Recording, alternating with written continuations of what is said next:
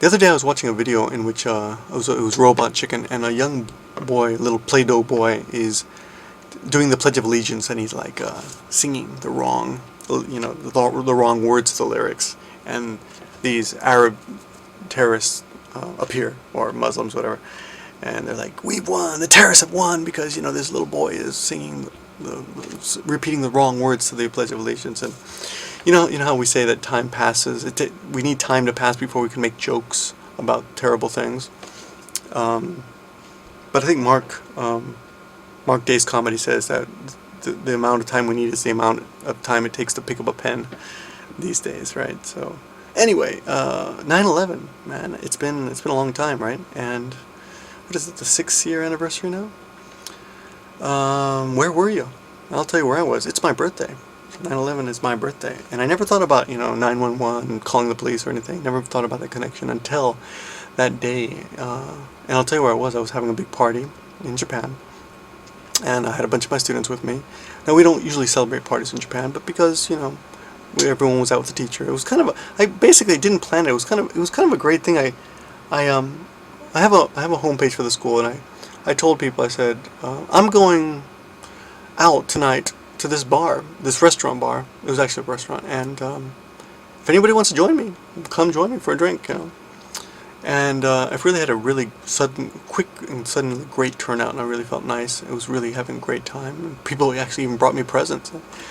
We were just having a great time, and I got a call from Tim, who's this British guy that I've known here a long time, and he's like, "Hey Victor, there was an accident, man. A plane just, so of course he spoke in a British accent, so you have to imagine that, because I'm not going to do that, but he said, the small plane had run into the towers, one of the towers, and I said, "Oh, okay, thanks for telling me, because I'm from New York, right?" So for me, for me, New York is like home. I never really felt home in my in high school in those days, but always felt home in New York. I think because everyone is from somewhere else, right? But anyway, calls me back 30 minutes later and tells me it was a terrorist attack and that the other tower had been hit. And then I get the third call that the tower had fallen and that it was completely gone. And this is when I realized that this was a really big deal. This was not just this was something. This was like amazing, and not in a good way. And I basically walked out on my party. And I said, "I'm sorry, I gotta go." And I went to a gaijin bar. We say gaijin bar. It's where foreigners hang out mostly. But there was a place called Pelican Pete's that was closed now. But we all went there. We kind of knew that's where we would all be. And we got there and we watched the reruns of the towers falling, and everyone was in just complete shock and drinking, and it was just, I'm not talking about just Americans, Canadians and Australians, and everybody was there just shocked out of their brains. And we all went to my Canadian friend Jeff's house, and he was married. He is married, was married then too, and had a kid. And we had a big TV, and cable, right? He had CNN. That was why we went there. He had CNN, so we all went up there, and it was this Korean girl came with us. We'd all gone to Japanese school with her, Jeff and I, and other students, teachers, blah blah blah. And she got kind of nuts, drunk, and she started yelling, like, of course, America deserved it. Fuck America. And we asked for it in the Middle East and all that crap, and a lot of people started getting really angry, and people started shoving each other, and we had to leave. And I remember a big guy, Ed, came out chasing us after and punched the car when he was drunk. Can't really blame him, but there was a lot of a feeling of betrayal in the air, I remember. And we must have stayed there till like 4 in the morning, just drinking and drinking and drinking, and nobody got drunk. It was just like, at least I didn't. It just felt like you were just stoned, just like drinking and drinking, but getting colder and colder at the same time. Yeah, and I love New York. When I was in high school, I always thought, if you can make it there, you'll make it anywhere. It's up to you, New York. And I always felt that, that New York was a place to really test yourself. And I went to New York University.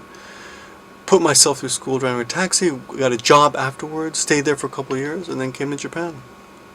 And that's another story, but I was really, really devastated. I couldn't sleep for months. I mean, nothing felt, I never felt really happy after that for the longest time. It took me a long time. I finally went back to New York a year later, took about 10 students. We went down, we visited the center, the place where the, ground zero. And I think that was good. Got a chance to kind of say goodbye, I guess, or put it behind me, or whatever you want to call it. I'm not gonna try to be emotional or anything about this. It's not gonna be an emo video, but I remember, feeling a little kind of good in a way. Months later, when I read on Yahoo News that a lot of people all over the world were feeling, especially those of us who were away from New York, were having like nightmares and couldn't sleep, and were basically still traumatized by this. And it was a kind of an interesting phenomenon that scientists and doctors were studying. So I went through that. That was tough. I go to airports now and I show my passport, and stewardesses always kind of freak out. Oh, your birthday's 9/11? And it's not a big deal anymore. And in Japan, birthdays are not a big deal.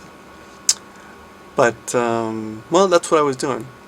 There's a scene in the movie When Harry Met Sally, and Billy Crystal is talking to somebody, I forget who, about that guy who I can't remember his name, was in The Godfather, but he's talking to him about this girl that he's dating, this young girl, and he says, yeah, but we're completely, we're different, ages completely, and I didn't realize it until I asked her where she was when Kennedy was shot, which is, I guess every generation has a question that you ask, like, where were you when this particular big news thing happened? And the girl said, Ted Kennedy was shot?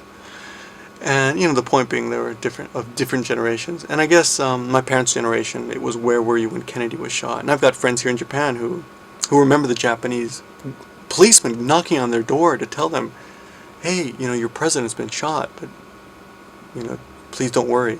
I don't know exactly why, but they wanted to console them. People are very friendly that way here, and people were really friendly to me after 9/11. I mean, people just reached out to me, Japanese, just asked me how I was and stuff like that. But, yeah, every generation has that question, and our generation is, where were you, during 9/11? And that's what I'm asking you today. A lot of people tell me my videos are too loud. I hope this one wasn't. I think it wasn't. Yeah, let me know where you were. Where were you on 9/11? See ya.